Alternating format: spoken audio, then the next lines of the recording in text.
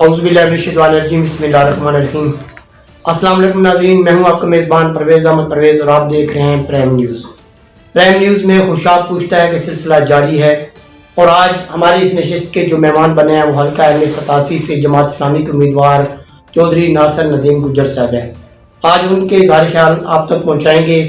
पहले जितने भी इंटरव्यू हैं आप देख चुके हैं, आप कहाँ तक हमारी कारकर्दगी से मुतमईन हैं इस बारे भी हमें आगाह कीजिएगा। आज आपकी मुलाकात करवाते हैं जमात इस्लामी हल्का M87 से उम्मीदवार चौधरी नासिर नदीम गुज्जर साहब। अस्सलाम वालेकुम चौधरी साहब। वालेकुम सलाम। चौधरी साहब, सबसे पहले आप अपना तारुफ करवा दें। तारुफ तो मेरा इतना ही है जी कि चौधरी नासिर नदीम गुज्जर मेरा नाम है और मैं जौनाबाद से नासिर पेट्रोलियम का ऑनर हूँ। इस वक्त मैं जमात इस्लामी का कैंडिडेट हूँ N87 का। NA पे मैं इलेक्शन लड़ रहा हूँ MNA का, तो वो जमात इस्लामी की तरफ से मैं कैंडिडेट हूँ और इंशाल्लाह यही मेरा तारुफ है। जमात इस्लामी से कैसे मुतारिफ हुए? जी, मेरी काफ़ी लाइफ जो है ना बाहर के ममालिक में गुजरी है। आता जाता रहता था पाकिस्तान में, 1.5 साल के बाद चक्कर लगता रहता था परवेज़ साहब। तो फिर मेरी मुलाकात हुई है हाफिज तनवीर हुसैन एडवोकेट से, जो हमारे जमात इस्लामी के थे। बड़ा अच्छा बच्चा था जी। वो मेरे पास आके बैठता था, मुझे जमात के मतलब बताता था कि जमात इस्लामी ये है, जमात इस्लामी ये है। बाकी भी मैं जैसे पाकिस्तान में आता था तो काफ़ी सारी जमातों को मैंने देखा हुआ था। PTI को भी देखा है, नून को भी देखा है, पीपल पार्टी को भी देखा है, इनमें रहा भी हूँ। यानी बक्का यारी दोस्ती के चक्कर में जब आना है वो लेके घूमते रहते थे इन लोगों के पास मुझे। तो जब हाफिज से मेरी मुलाकात हुई, हाफिज तनवीर हुसैन से, तो जमात इस्लामी का मैंने मशहूर देखा तो मुझे बहुत अच्छा लगा कि वाह, ये वो जमात है जिसका अपना कोई मकसद नहीं है। ये सिर्फ और सिर्फ मुल्क का सोचती है, कौम का सोचती है और ये बहुत दीन का बताती है। दुनिया भी मिलती है इसमें, आखिरत भी मिलती है। तो इसलिए मैंने फिर फैसला किया कि मैं अगर कोई जमात में आऊँगा तो वो जमात इस्लामी है। फिर बाकायदा 2017 में सराज साहब इधर जौनाबाद खुशाब में आए थे, प्रोग्राम में जलसा था उनका माशाल्लाह बहुत बड़ा। उस वक्त बाकायदा मैंने शमूलियत ऐलान किया। इलेक्शन लड़ने का फैसला आपका ज़ाती है या जमात की तरफ से हुक्म मिला है? जी, इलेक्शन की बात करते हैं कि जो हमने अपने मुल्क के हालात देखे हैं, अवाम का देखा है कि अवाम के साथ क्या हो रहा है, तो उसमें ज़ाहिर सी बात है कि मेरा ज़ाती तो फैसला है ही है। लेकिन जिस प्लेटफॉर्म पे मैं आया हूँ जमात इस्लामी में, तो वो जमात इस्लामी ने मुझे देखा बाला, फिर मेरी देखी है कि कितनी इसकी एफर्ट है, ये हमारे साथ कैसे चल रहा है। उसके बाद ये फैसला हुआ है, जमात की तरफ से भी ये हुक्म मिला है मुझे और मेरा अपना ज़ाती। आपने खुद को पहले MPA के लिए मुतारिफ करवाया, अचानक आप NA पे आ गए, इसकी क्या वजह है? जी बिल्कुल, 4-4.5 साल का जो हमारा पीरियड था ना, उस वक्त मैं MPA PP 83 पे था। तो उसके बाद हमारे एक दोस्त थे खालिद दाद भट्टी, अल्लाह ताला उन्हें जवारत रहमत में जगह थे, वो हमारे कैंडिडेट थे NA के, N87 के। वो साउथ अफ्रीका में होते थे, तो माशाल्लाह बड़ी उन्होंने मेहनत भी की हुई थी। जैसे वो आते थे इधर तो लोगों से मिलना जुलना, लोगों के मसले मसाइल का हल निकालना, जो टाइम वो पाकिस्तान में देते थे, आते थे वक्त, तो उस वक्त उनको अवाम में बीच में होते थे। अचानक उनका हार्ट अटैक हुआ, वो फौत हो गए। फिर इससे जो हुआ है ना वो ये हुआ है कि जमात के फिर देखा कि इस वक्त चौधरी नासिर गुज्जर साहब जो है वो 4.5-5 साल से वर्क कर रहे हैं PP पे। तो फिर जमात ने हुक्म दिया है कि आपको NA पे लड़ना चाहिए और सराज साहब का जो हुक्म था हमने पूरा किया जी, मैं NA पे आ गया। आप एक कारोबारी शख्सियत हैं और आपने कहा कि मेरा ज्यादा अरसा मुल्क से बाहर गुजरा है। क्या ऐसा हो सकता है कि इलेक्शन के बाद आप दोबारा कारोबारी सरगर्मी में चले जाएं और या मुल्क से बाहर चले जाएं? जी, जब मैं 2015 में वापस आया था ना, मेरा 34-35 साल जो है ना बाहर के ममालिक में गुजरे हैं। तो उस वक्त मैं अपनी फैमिली को लेके पाकिस्तान में सेटल हुआ था, वैसे तो पाकिस्तान आना जाना लग रहा था। बिल्कुल कारोबारी बंदे को टाइम निकालना बहुत मुश्किल होता है, लेकिन जिस जमात में मैं अल्लाह का शुक्र है कि मैं अपने बिजनेस में ना भी जाऊँ ना, तो अल्लाह का करम है कि वो निज़ाम चल रहा है। तो मेरी जो ज़ाती जमात की और मेरी ज़ाती जो ख्वाहिश है कि अवाम की खिदमत करना, और इंशाल्लाह हम जितना टाइम होगा हम पूरा टाइम निकालेंगे और आवाम के लिए बिल्कुल चलेंगे, और अपनी जमात के साथ, उनके साथ, आवाम के साथ सारा टाइम जो है ना हमारा बनता है वो हम बिल्कुल उनको देंगे। तो जो कारोबार का बनता है कारोबार को मिल जाए करेगा। बाकी रह गया इलेक्शन 8 फरवरी को आना है, इंशाल्लाह होना भी है, और हमें बहुत सारी उम्मीद है कि इस वक्त पाकिस्तान में जमात इस्लामी इंशाल्लाह ना माशाल्लाह बहुत अच्छी जा रही है और बहुत अच्छा। बाकी रह गया डिस्ट्रिक्ट खुशाब की बात, तो डिस्ट्रिक्ट खुशाब की आवाम जो है ना बहुत हद तक तंग आ चुकी है। हम जिनके पास पहुंच रहे हैं ना वो यही रो रहे हैं, वो कह रहे हैं कि अल्लाह का नाम है, आप लोगों ने आने का बड़ा अच्छा फैसला किया, और इस दफ़ा तो माशाल्लाह सारी डिस्ट्रिक्ट खुशाब में जमात इस्लामी के हर कैंडिडेट है, तो इंशाल्लाह आपको ये रिस्पॉन्स मिलेगा जी। हमने तो 2-3 बार इनको बारियां देख ली, लेकिन हमारे मतलब कुछ नहीं सोचा, तो इंशाल्लाह बड़ा अच्छा हमें रिस्पॉन्स मिला, और अल्लाह ताला से पूरी उम्मीद है कि हम ये इलेक्शन विन करेंगे इंशाल्लाह। आपका इलेक्शन लड़ने का मकसद क्या है? आप इलेक्शन क्यों लड़ रहे हैं? मेरा इलेक्शन लड़ने का मकसद ये है कि देखें, अल्लाह तबारक की ज़ात ने दुनिया में इंसान को भेजा है किसी मकसद के लिए, तो अल्लाह तबारक की ज़ात ने ही मुझे चॉइस किया है जमात इस्लामी में, और जमात इस्लामी का जो मिशन है वो सिर्फ और सिर्फ आवाम की और मुल्क बचाना और आवाम की खिदमत करना, और हमारा भी यही विजन है। और हमें अल्लाह ताला ने बहुत चीज़ों से नवाजा हुआ है, शुक्र उसकी ज़ात का है। हमारा कोई ऐसा मकसद नहीं है कि हम सियासत में आके ये कर लेंगे। हम जो भी करेंगे अपने मुल्क के लिए करेंगे और अपनी आवाम के लिए करेंगे। खुशाब तरक्की के एतबार से पंजाब के आखिरी जिले में शुमार होता है, इसकी तनज़्ज़ुली का ये सफर आप तरक्की पे कैसे लाएंगे? जी बिल्कुल, अल्लाह तबारक की ज़ात ने हमें मौका दिया और आवाम का साथ हमें मिला। तो डिस्ट्रिक्ट जो खुशाब है ना, ये एक तारीखी शहर है, और इस 76 साल की तारीख में जो 40 साल भी इनको मिले हैं ना, तो खुशाब, वादिय सून और कैदाबाद और अपना थल का एरिया है, इसमें कोई खास काम नहीं हुआ, ये आपने खुद आप भी बता दिया है। तो इंशाल्लाह अल्लाह ने हमें मौका दिया और आवाम ने हमारा साथ दिया और हमें मुंतखब किया। जैसे कोई अच्छे लोग असम्बली में जाते हैं तो अच्छा सोचते हैं, हम अपने मुल्क के लिए भी अच्छा सोचेंगे और खुशाब के लिए भी अच्छा सोचेंगे। जैसे DHQ हॉस्पिटल है खुशाब का, थोड़ा सा मसला बनता है तो ये लेके चले जाते हैं, भेज देते हैं हमें, फैसलाबाद चले जाएं या लाहौर चले जाएं।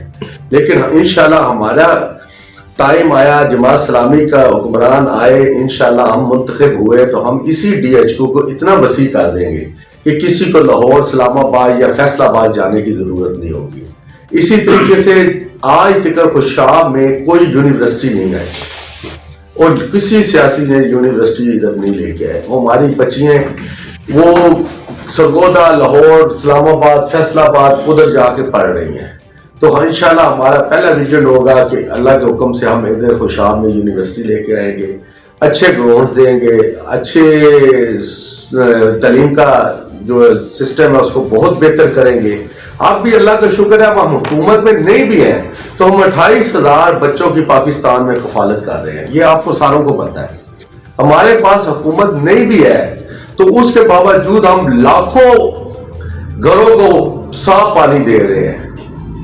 बात यह है कि ये तो सिराज साहब और जमात इस्लामी जो है, हमारे अमीर जनाब मोहतरम सिराज साहब के विजन ही यही है कि आवाम की खिदमत करनी और आवाम को, गरीब बंदे को देखना है कि उसके साथ क्या हो रहा है। आपने DHQ को वसी करने का इरादा ज़ाहिर किया है जी, तो खुशाब जो है ये जिले का सबसे गुंजान आबाद इलाका खुशाब शहर है।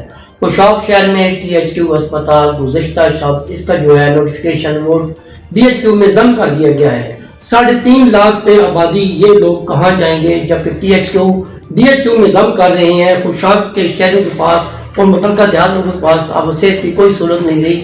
इस फैसले को आप किस निगाह से देखते हैं? इसके लिए आप क्या अमल करेंगे? खुशाब के शहरियों के लिए क्या उन्हें DHQ वापस दिलवाएंगे या आप DHQ में ही जम बेहतर समझते हैं?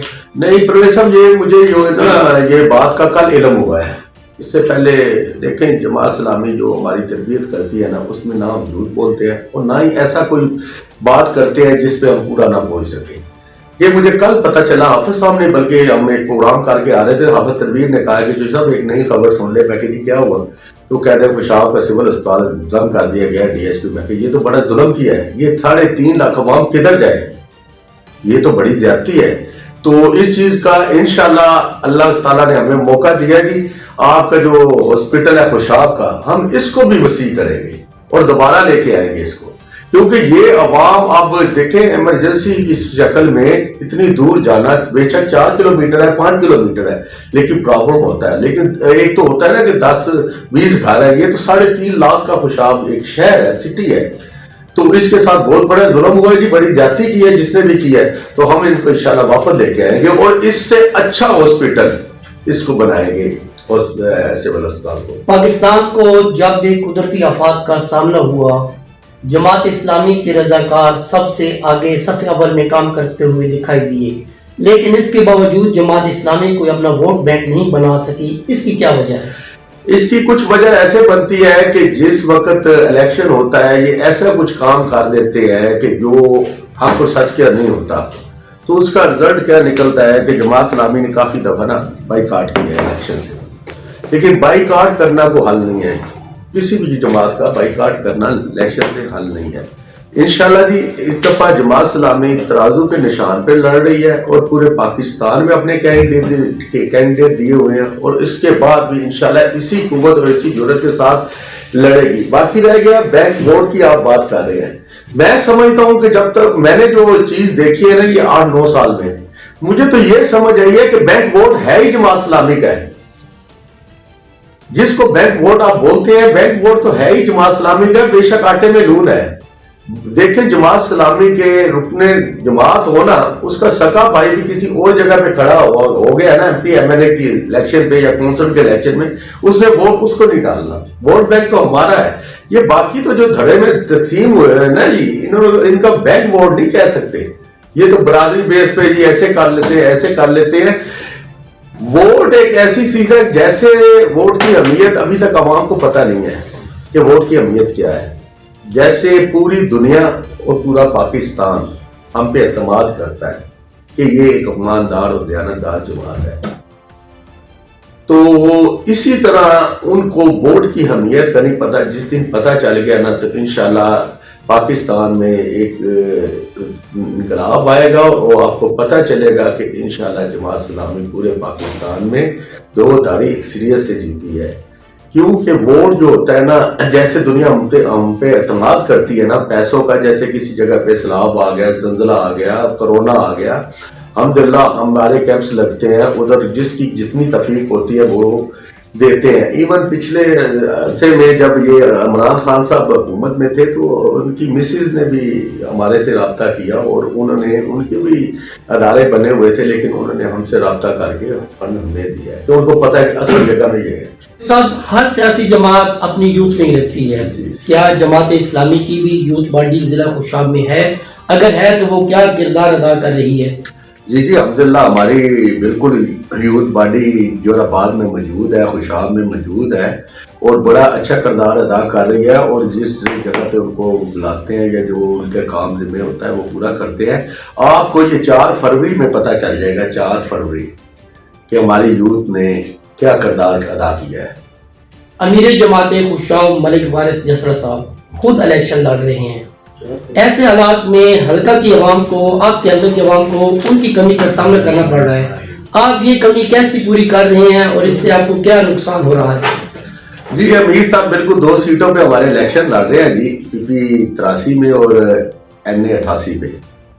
تو بس انہوں نے بہتر سمجھا ہے کہ میں امانت اپنے پاس رکھوں اور میں الیکشن میں چلے جاؤں. باقی رہ گیا جس جگہ پہ ان کی ضرورت شدت سے محسوس ہوتی ہے وہ وہاں پہ پہنچتے ہیں.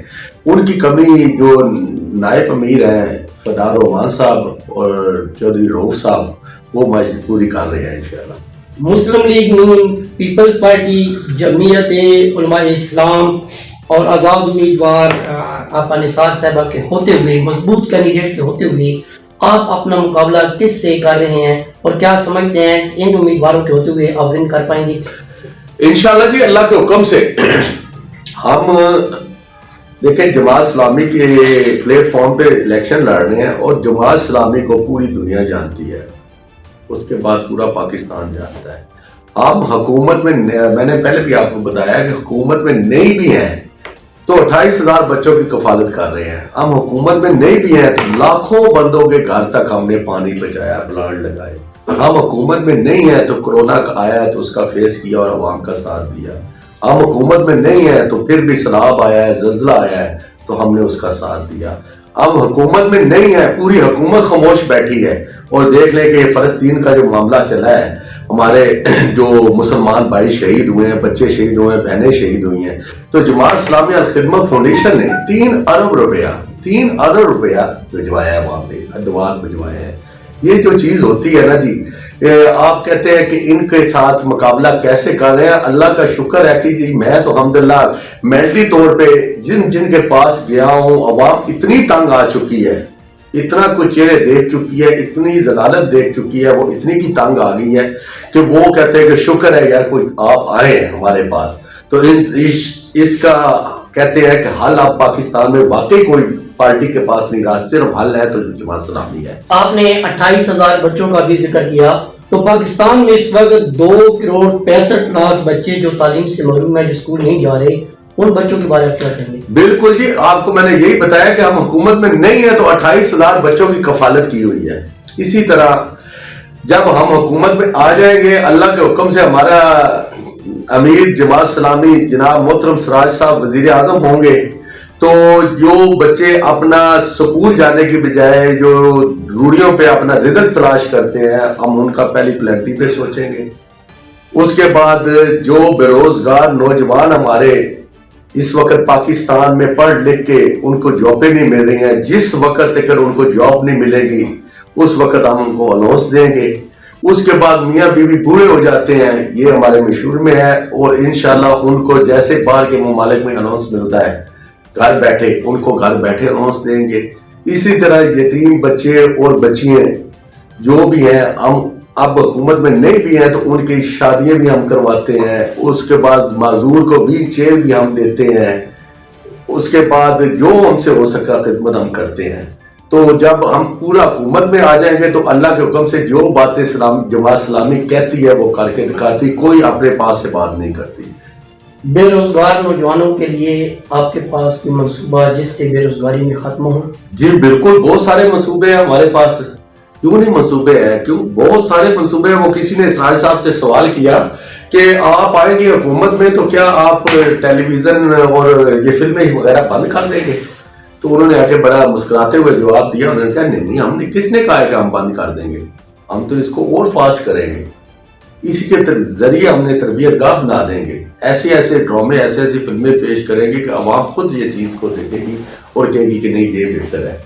تو اسی لیے جو حکومت میں آئیں گے تو انشاءاللہ اس سے پہلے بھی ہمارے پاس پلان ہے۔ جیسے آپ کے سامنے کی بات ہے، یہ تو وہ چیز ہے کہ میرا خیال بچے سے لے کے بڑا بوڑھا تک جانتا ہے کہ خیبر پختونخوا میں جب سراج صاحب آئے تھے نا تو 70 ارب روپے کا قرضہ تھا خیبر پختونخوا، اور جب خیبر پختونخوا چھوڑا تھا اس کے بعد کئی سال اسی فرد سے خیبر چلتا رہا، اور بالکل اس کو یعنی نا اس چیز سے قرض فری صوبہ بنا کے نکلے تھے۔ اگر ہمیں تھوڑا سا پیریڈ ملا ہے تو 70 ارب کا جو خیبر پختونخوا قرضہ تھا اس کو فری صوبہ بنا کے نکلے ہیں، تو کیا ہم پاکستان نہیں کر سکتے ایسے؟ اللہ کے حکم سے ہم نے تو کرنا ہے اور وہ ٹائم آ گیا ہے۔ شہر کے عام مسائل آپ کی نظر میں کیا ہیں جو فوری طور پہ حل ہونے چاہیے؟ اس شہر کے لیے جو مسائل ہیں، بہت سارے مسائل ہیں، تھوڑے تو مسائل نہیں ہیں۔ شہر کے مین مسائل ہیں کہ ہمارے صحت کا مسائل ہے کہ ہمارے ادھر ہاسپٹل میں وہ اچھی سہولیات نہیں ہے جو ہر ایک انسان کو ملنی چاہیے، اور باقی گندگی بہت زیادہ ہے، پارک اچھے نہیں ہیں جہاں بچے کو اچھی صحت ملنی چاہیے، روز وغیرہ سارے ٹوٹے پڑے ہیں۔ اس کے بعد بس یعنی کہ یہ سسٹم پورا ہی ڈسٹرب ہوا ہے، قوالی جوراباد خوشاب کا نہیں ہوا، آل پاکستان کا ہوا ہے۔ تو ہم کو مسائل جو بھی ہے دیکھیں، کہیں بجلی نہیں ہے، کہیں سیوریج نہیں ہے، کہیں پانی نہیں ہے. اب خوشاب جس کے نام پہ خوشاب لکھا گیا ہے، پڑھا جا رہا ہے، اس میں سب سے بڑا مسائل تو پانی کا ہے. تو انشاءاللہ ہم جیسے ہی اس میں ان ہوں گے سارے مسائلوں کا حل نکالیں گے اللہ کے حکم سے. جی ناظرین، یہ تھے میرے ساتھ چودھری ناصر نظیم گجر صاحب، جو جماعت اسلامی حلقہ N87 کے امیدوار ہیں. وہ اپنے خیالات کا اظہار کر رہے تھے، کہاں تک آپ کو مطمئن کر پائے ہیں اور کہاں تک آپ ان کی باتوں سے